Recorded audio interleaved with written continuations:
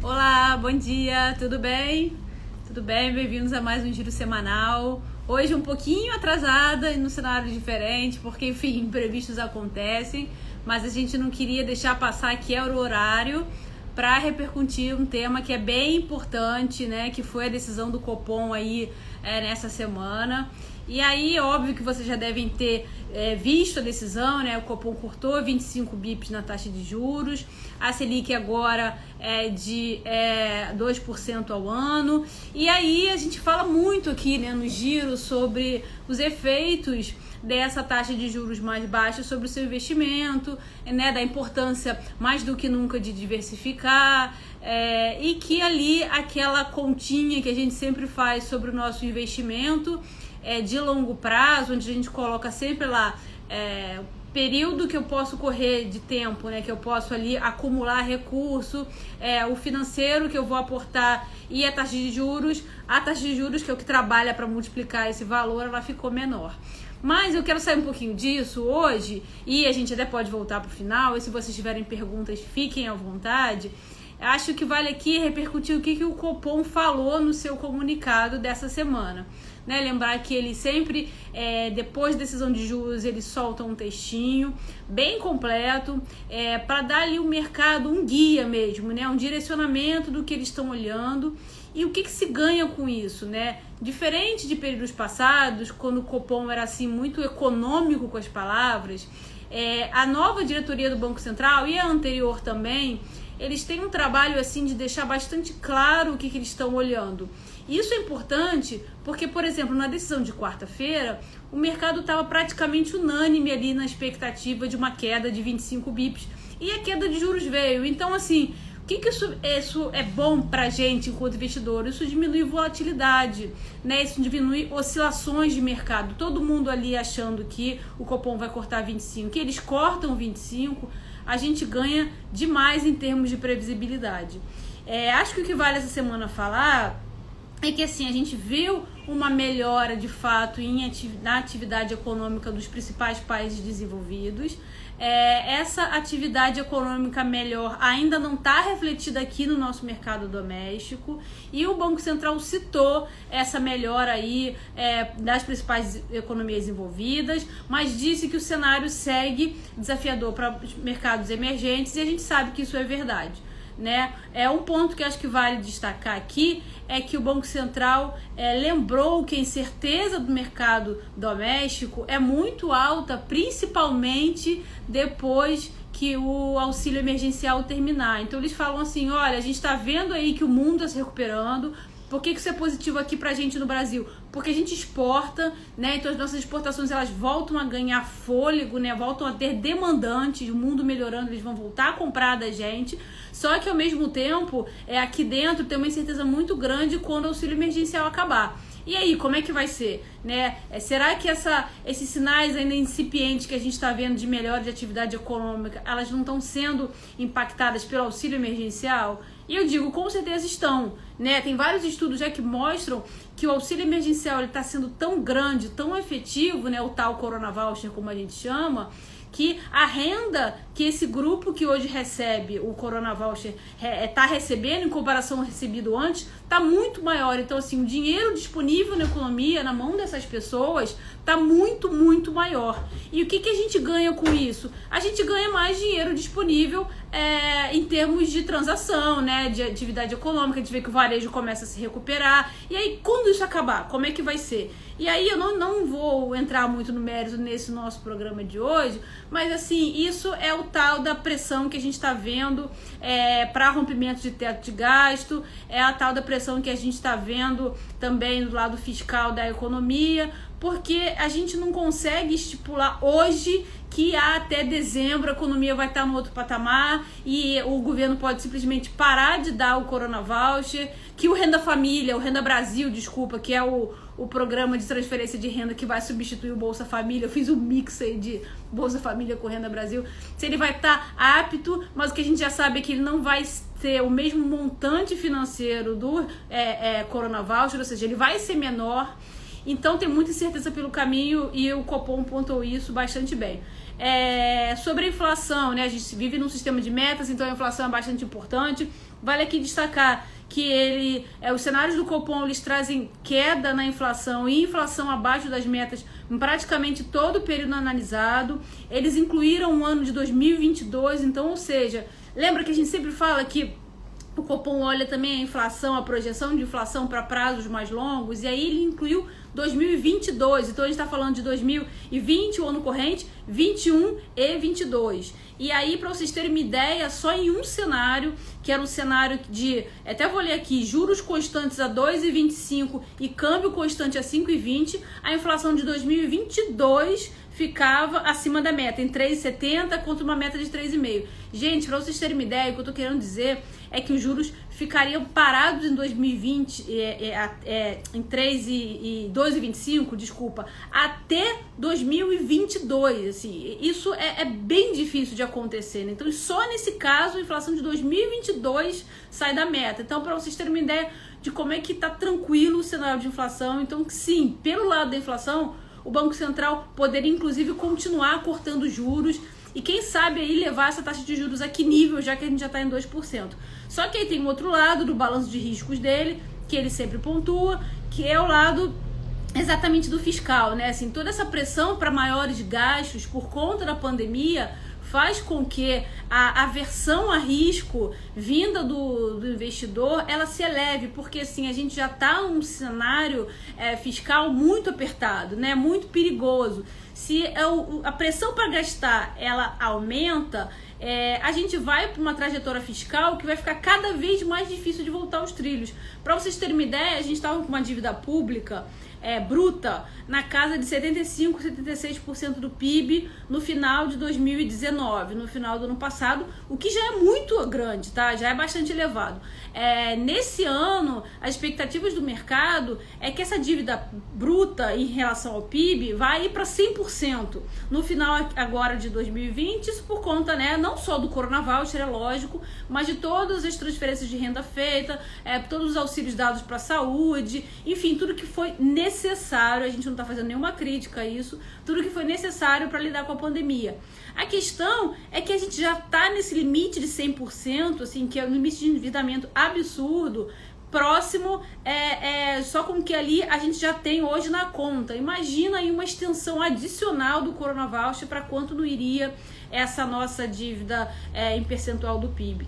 E aí vocês podem me perguntar, gasta, qual o problema, né? O problema é que no comparativo internacional, esses países mais endividados, eles precisam pagar uma taxa de juros mais alta, porque veja bem, se você vai emprestar um dinheiro a alguém, você vai cobrar mais juros de quem está endividado ou de quem tem as suas contas em dia. Então o mercado olha e fala, olha, essa curva de juros aqui de curto prazo, onde é a Selic que define, ela pode até ser de 2%, porque o Copom vai lá e coloca. Agora a curva longa, ela não pode ser baixa, ela tem que ter uma taxa de juros associada a esse vencimento mais longo prazo, mais elevada, porque essa taxa de juros aqui não é compatível com o nível de dívida desse país. Então, por isso que para se financiar, a gente vai ter que pagar uma taxa de juros muito alta para períodos mais longos. E assim, o mercado não vive só de Selic, né? Não vive só de taxa de juros de curto prazo. Então, o Banco Central lembrou isso, lembrou do ambiente de reformas, porque a gente fala tanto em reformas, né? E vamos desmistificar isso. Por que reformas? O que as reformas trazem de ganho fiscal? São as reformas que fazem com que a gente possa ter uma melhora na trajetória de dívida, né? Então, por exemplo, a reforma da Previdência no passado. Eu costumo fazer a associação de que a gente estava numa sala com a torneira aberta e caindo água. Aí faz essa alusão aí da água indo abaixo com o gasto público. Ano passado, a gente só deu uma apertada na torneira, mas a sala continua cheia, o ralo ainda está entupido, porque ainda tem muita coisa para fazer. Então, assim, o que a Previdência foi importante ano passado? Na medida que a gente fez uma Previdência, estancou o déficit da Previdência, né, menos deficitário, ainda tem muita coisa para corrigir. A gente sabe que, infelizmente, tem uma distância enorme entre o desejado e o possível em Brasília, né? Mas dado assim, o possível foi uma reforma bastante importante, né, de economia de quase 1 trilhão em 10 anos, mas a gente gastou essa economia em 1 ano com a pandemia.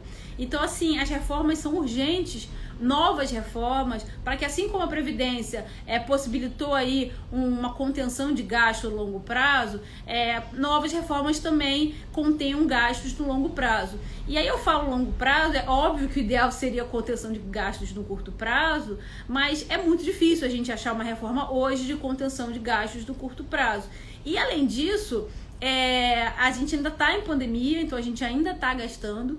E tudo que se relaciona a contas públicas, ela tem uma morosidade, né, natural, uma burocracia que faz com que cada mudança dessa demore muito a ser refletida na trajetória de dívida. Então, assim, a gente está fazendo mudanças, por exemplo, propondo a tributária.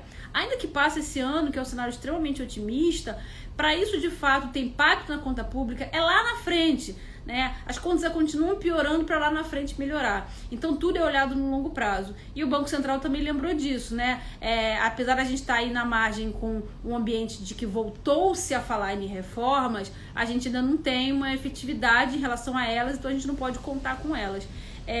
O importante, acho que vale destacar aqui para vocês, é que o Banco Central voltou a falar em espaço remanescente de política monetária, e isso é bem importante, porque confesso a vocês que eu achei que ele não ia trazer a frase, né? Ele falou assim, olha, o espaço remanescente para a utilização da política monetária, se houver, é pequeno. Antes ele falava que esse espaço deve ser pequeno, é incerto e deve ser pequeno. Então por que eu não esperava? Porque eu não acho que a Selic cai abaixo de 2%. Muita gente do mercado viu como extremamente dovish ele manter a frase. O que é dovish? É pró-queda de juros. A gente acha que de fato surpreendeu ele ter mantido, mas a gente continua no nosso call de que ele não vai cair juros, nosso cenário base é de manutenção. E por fim, e muito importante também, vou aproveitar e dar uma explicada aqui para vocês, ele inaugurou aí um mecanismo de forward guidance para a taxa de juros. E o que é isso, né? Muitos países internacionais, inclusive aqueles que já estão com taxas de juros extremamente baixas, que não tem mais esse estímulo de baixar juros, o que eles fazem? Eles dão um direcionamento em relação à taxa de juros para frente, que assim, não só mexer na taxa de juros, efetivamente baixar, mas você direcionar que ela vai ficar baixa e vai continuar baixa, é tão importante quanto o movimento de queda de juros real. Pensa só, eu não estou de fato caindo juros, mas eu estou te sinalizando ao mercado que ela vai ficar parada por bastante tempo. Então isso é tão importante, tão sinalizador e tão esclarecedor do que uma queda de verdade. Então o que o Banco Central fez foi exatamente isso. Ele falou que, olha, o meu balanço de risco está assimétrico, né? Tem toda essa preocupação fiscal que eu falei, né? Com reformas, mas eu não vejo agora uma redução nesse grau do estímulo. Ou seja, ele falou com todas as palavras que ele não vê aí uma alta na taxa de juros. Não chega a surpreender, porque de fato o nosso cenário não tem uma alta de taxa de juros tão cedo. Aliás, se a gente for falar em movimento de juros, é mais fácil que o próximo seja de uma nova queda do que de uma alta. Só que assim, o mercado já coloca nas suas probabilidades hoje um aumento de juros a partir aí do segundo semestre do ano que vem. Com essa clarificação do Copom em relação a eu vou até ler exatamente o que ele botou, não antever reduções no grau de estímulo monetário, algumas agentes do mercado acham, inclusive, que ele pode postergar esse aumento para mais final de 2021 ou talvez até 2022. Então, é um cenário bastante tranquilo em relação a movimento de juros de alta, né? E também vale ressaltar aqui que junto com o movimento de juros, né, que ele não vê no próxima reunião, ele também falou de uma maneira que dá a entender que não necessariamente a gente teria queda de juros na próxima reunião, mas poderia ter na outra. Calma, deixa eu explicar melhor, ficou confuso de verdade. A gente está num ciclo de queda de juros em que a cada reunião o Banco Central cai juros, né, de forma ali constante, né, seguida.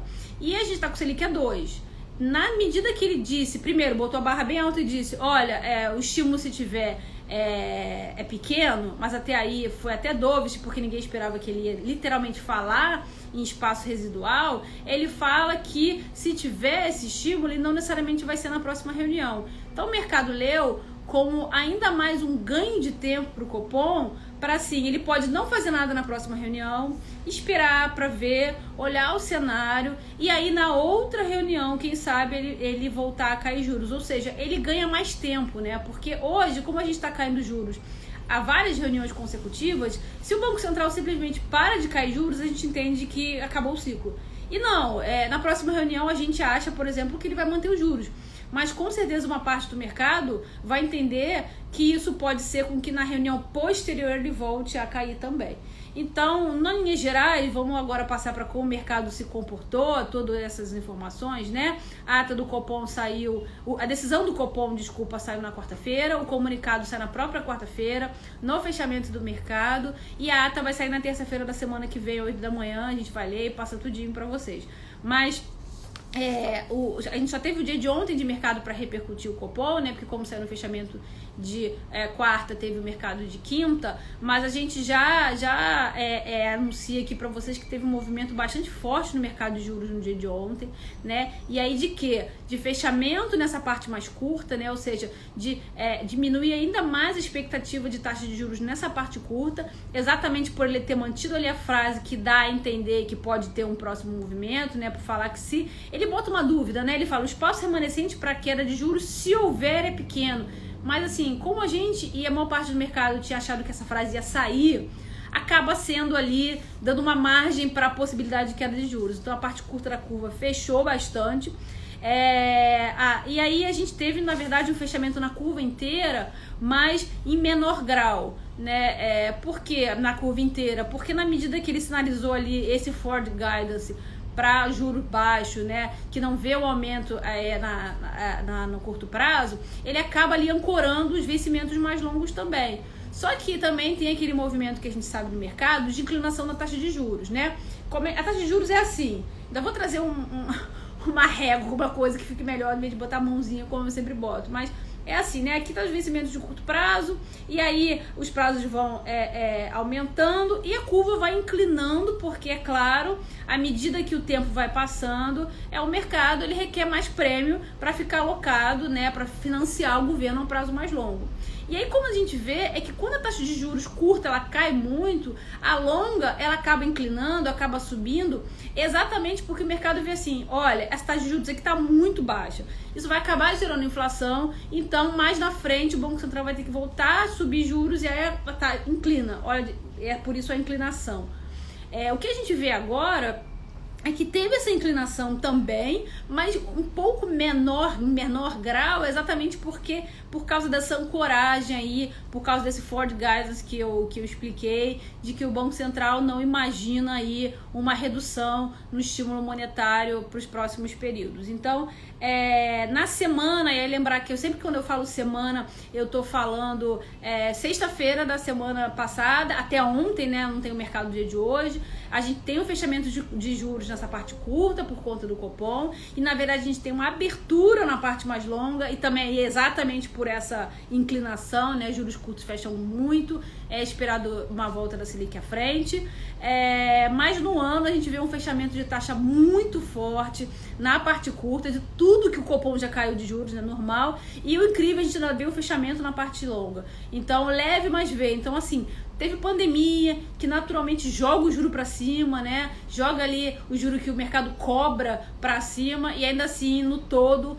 a gente já viu uma volta tão grande desse movimento que ele já aí fecha a taxa no ano. Não tem comparativo mês, porque a semana é praticamente o mês, né, de agosto, começou agora. Essa semana foi uma semana que a gente vê a desvalorização do real, aumento da taxa de câmbio. E aí vamos fazer as coisas sempre concatenadas e lembrar por que a taxa de câmbio subiu. Porque se a Selic cai, né, diminui a atratividade para quem traz o dinheiro para cá, exatamente para pegar esse diferencial de juros, né? Tá cada vez menos atrativo vir para o Brasil, porque a nossa taxa de juros não tá aí o que era antes, né? Atrativo vir para o Brasil para juros, né? Para renda fixa. Claro que para bolsa e tal, aí tem as particularidades da pandemia, né? Que colocaram todos os emergentes ali no mesmo risco, mas para juros, né, muita gente se financiava lá fora, por exemplo, os Estados Unidos, a taxa baixinha, pegava o fundo e investia aqui para tentar pegar o quê? A Selic de 14, 15, isso acabou, né? Os Estados Unidos está com juros entre 0 e 0,25, a gente está com 2%, então está bem mais estreito. continua atraindo, mas o espaço está bem menor. Então, com essa decisão do Copom, pra vocês terem uma ideia, o real se desvalorizou quase 3% na semana.